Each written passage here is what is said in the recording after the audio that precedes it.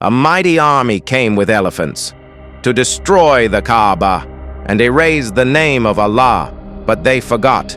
This house is protected by the Lord of the worlds. This is the true story of Ashab al-Fil, the people of the elephant. In ancient Yemen, a Christian king named Abraha ruled. He built a grand cathedral in Sana'a, hoping to divert Arab pilgrims from the Kaaba here in Makkah. But when the Arabs still honored the house of Allah, Abraha became furious. He prepared a massive army, including a huge elephant named Mahmud, and marched towards Makkah to destroy the Kaaba. As Abraha approached, the people of Makkah could not fight him.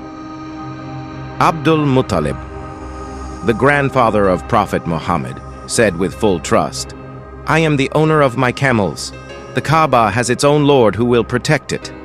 As Abraha's army moved in to attack, a flock of birds, called Ababeel, appeared in the sky.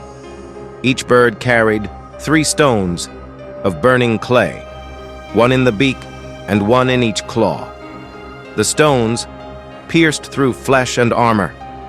The mighty army was destroyed, not by swords, but by birds, sent by Allah. The Quran describes it beautifully in Surah Al-Fil 105, 1-5. Have you not seen how your Lord dealt with the companions of the elephant? Did he not make their plan go astray?